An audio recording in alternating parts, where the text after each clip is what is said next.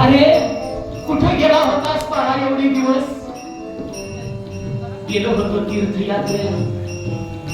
अरे बाळा एवढा एवढा होतास 8 वर्षाचा. गेली 12 वर्ष झालं तुझी वाट बघते. रोज देवाच्या बाळकृष्णाला विचारते, त्या पांडुरंगाला विचारते, माझं बाळ कुठं आहे, कसं आहे माझं बाळ? त्या बाळाची रक्षा तूच करतोस ना रे देवा?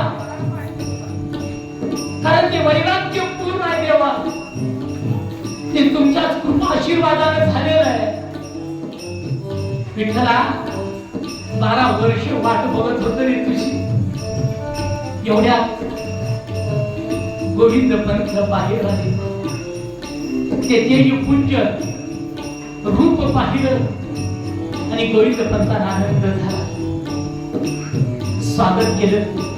विठ्ठल पंतांनी सांगितलं, त्यांना पाहिलं आता रुक्मिणी 16 वर्षाची, ते कोणचे पाहिलं ही माझी भार्या.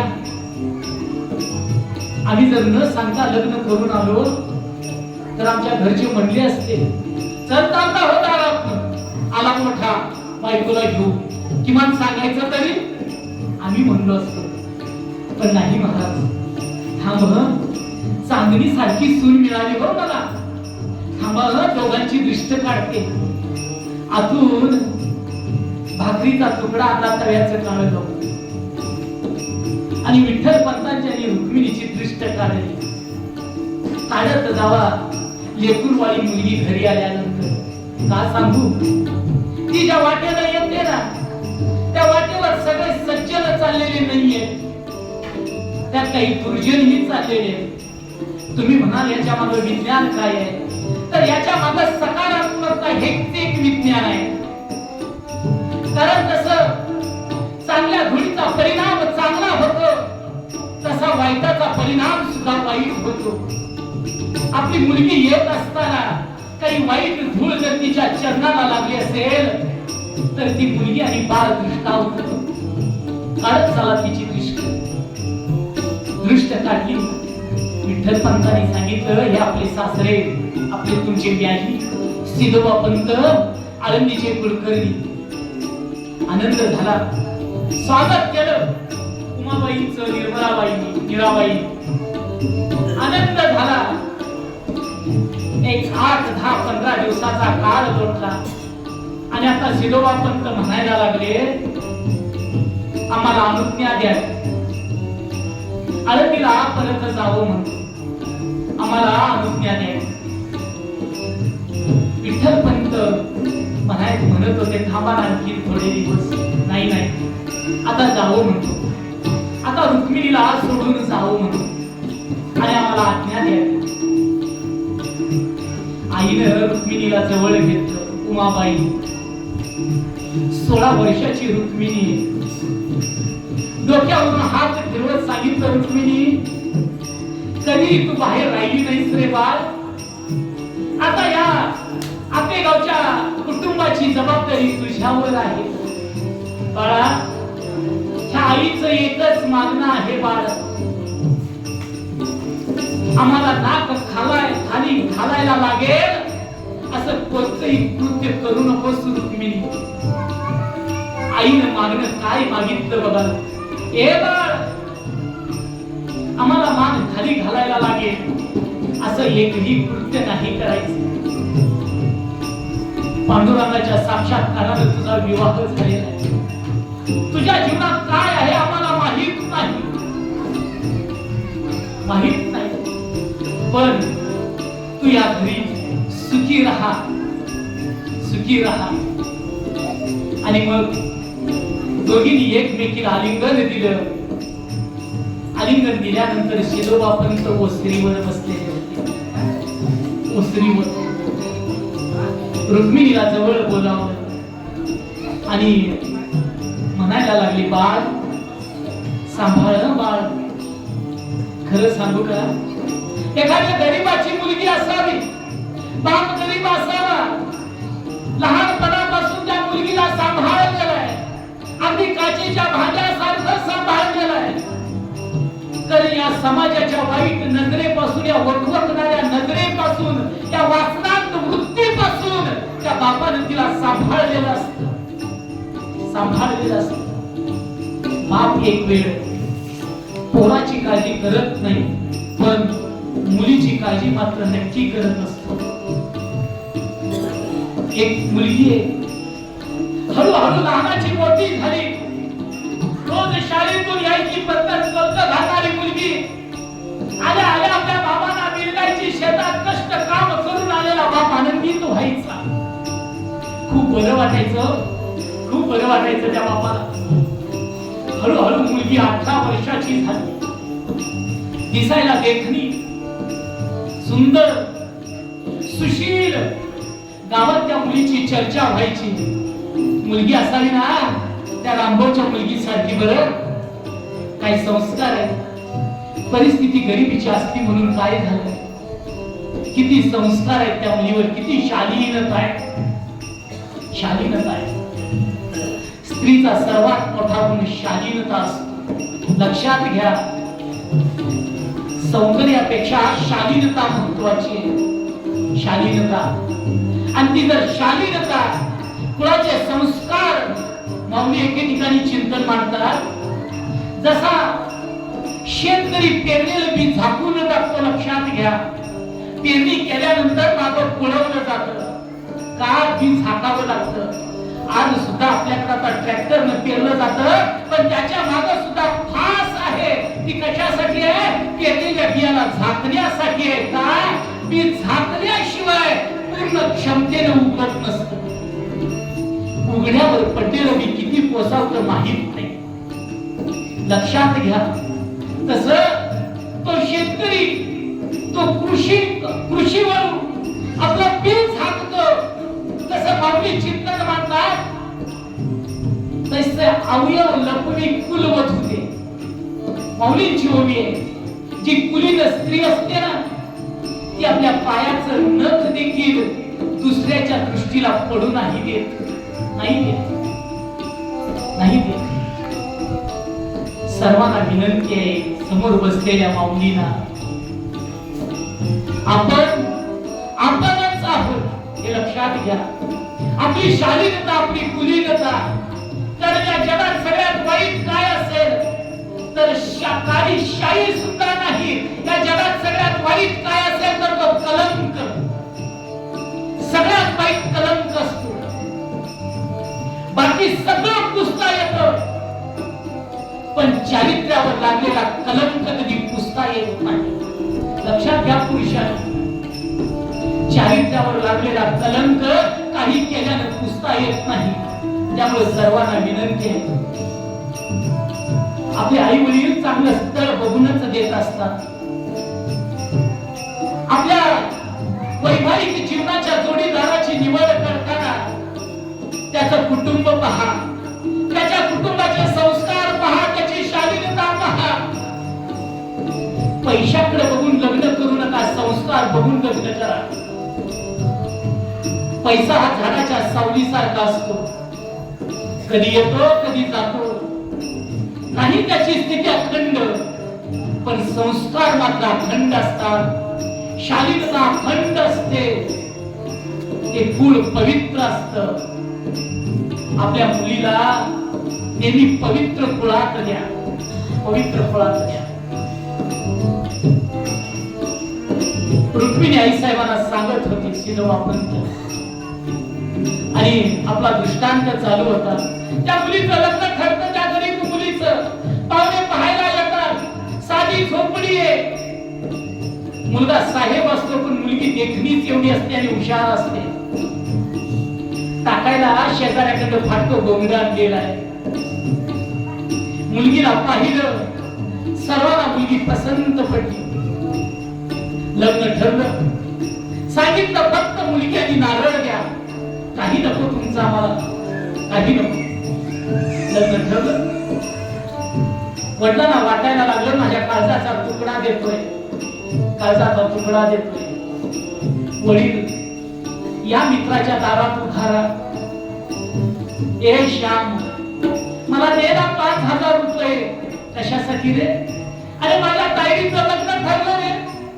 त्या लग्नात माझ्या मुलीला सर्वसामान्यांची येऊ दे मला. सगळ्यांच्या दारात हात पसरतो आपल्या मित्रांच्याकडे. मित्रा, मदत करावा मला. त्यानं आयुष्यभर राब राब राब राब राबून बँकेत थोडेफार पैसे ठेवलेले. बँकेत ते पैसे काढतो. पैसे काढल्यानंतर भांडी सगळं खरेदी होती. लग्नाचा बस्ता बांधला जातो. सगळं सगळं सगळं होतं. लग्नाचा दिवस उजळतो आणि वराच्या घराकडे निघून जातो. आनंद आहे. हळदी लागल्या जातात. सगळ्या विधी पार पडतात. मंगलाष्टका होतात. सगळं वराड जीव तृप्त होत आणि आता परत यायचा प्रसंग त्या कुटुंबावर येतो. आजी असते, आजोबा असतो, त्या मुलगीचा भाऊ असतो, आई असते, वडील असतात. बाकीचं वराड निघून गेलेलं आहे. त्या परतीचं वधूकडचं वराड तेवढं येणार असत. ती मुलगी पहिल्यांदा आपल्या आजीला विचारते, हे आजी, तू लहानपणापासून माझ्यावर संस्कार केलीस ग. आजी नातीला विचारते. दोघींच्या डोळ्यात अश्रू येतात. आजोबांना मिठी मारते, नमस्कार करते. आजोबा आशीर्वाद देतात. यशवंत व्हा, कीर्तिवंत व्हा, अष्टपुत्र सौभाग्यवती भव. आपल्या बहिणीला सांगते, दादाला सांगते आणि मग आपल्या आईकडे येते. जिला 9 महिने 9 दिवस आपल्या गर्भात वाढवलं. स्वतःच्या रक्ताचं दूध करून मला काढलेलं मोठं केलं. ती मुलगी आईला दिलं. त्या आई आता मी आई म्हणून कुणाला हाक मारू. आई सांगते, बाळ, तुझी सासू हीच तुझी आई आहे. आता तुझी सासू हीच तुझी आई आहे. आणि अश्रूला वाट मोकळी करून देतात तुझी. आणि तिथून ती मुलगी शेवटी आपल्या वडिलांच्याकडे जड अंत करणार. डोळ्यात अश्रू असतात. रडून रडून चेहरा लाल पिंड झालेला असतो. बाबा, एवढ्या लवकर मला काढून दिलं. मला तुमची सेवा करायची होती बाबा. तुमचं वय झालं ना, तुमचे पाय चेपायचे होते बाबा. लहानपणी तुम्ही मला सांभाळलात बाबा. म्हातारपणी मी तुम्हाला सांभाळणार होणार होते. माझा काय निर्णय घेतलात बाबा. माझी मी भाकरी करून खाल्ली असते ना बाबा. बाबा म्हणतात, काय रे, ह्या जगाची रीत आहे. त्या रीतीच्या पुढे नाही ग जाता येत.